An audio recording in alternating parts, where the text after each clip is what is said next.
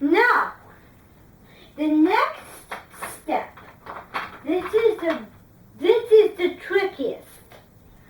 We need to put dots in between these tallies. So this is when we require a lot of math. So we're going to put a dot in the center of each tally. Going around, going around, going around. So 1, 2, 3, 4, 5, 6, 7. And then we have the last one which we need to solve. And we're going to do that right after. So think of when in math you are doing decimals. Now, decimals. All of these become zeros. 0, 0, 0, 0, 0, 0, 0. What? 0. And it's okay if you circle the part. Circle. Don't erase it. Keep circling round and round the rosy.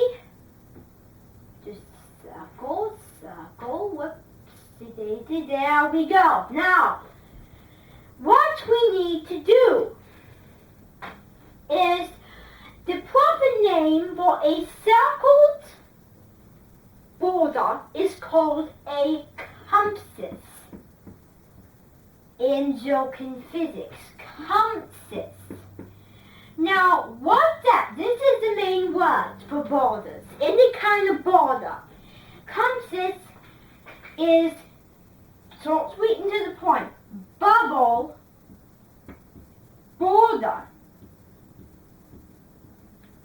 The reason I say bubble is because when you pop these up, it makes these bubbles. It makes these 3D circles, and it looks like bubbles. So that is the first one. Then the second word is the cumesis.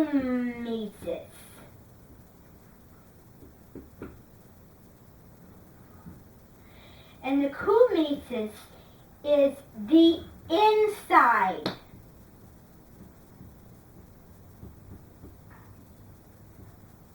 border.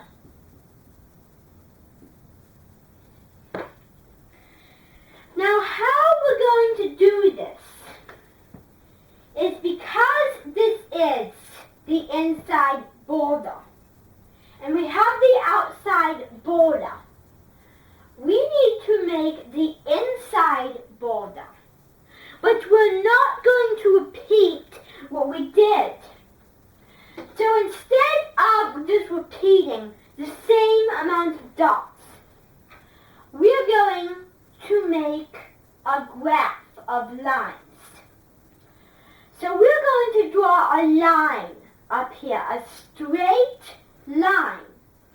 We're going to put dots. Put them in the same places. This is only for the top and the bottom. The sides is something different. The sides, it is an oval shape. Now the thing with this bar here, this bar, what we're going to do is we're going to alley-oop, alley-oop, alley-oop, alley-oop, alley-oop. And if we're running out of dots, what we do is we put them on the corner. Now that's the first part of it. But then, when it comes to making the inside border, what we have to do is we have to figure out how many dots are around here. 1, 2, 3, 4, 5 dots in between them. Let's count how many dots we have here. 1, 2, 3, 4, 5, 6. 6 dots right there. Now, if we divide those, we only to get 1. But how are we going to fit that 1 dot? Well, what we need to do is we need to draw a circle going down like that. Then what we need to do is we need to fill this circle. And just like the last one, we get rid of this line right here and replace it with these lines. And we're going to make a tally chart. So draw and fill in tallies. So that is all for that. Now this one over here, the oval. This is not as easy as design because what we need to do is we need to space them out. We need to make little spaces. And in each little space, we need to draw horizontal lines. In each of these spaces. 1, 2, 3. So, in these horizontal lines, what we need to do is we need to put dots.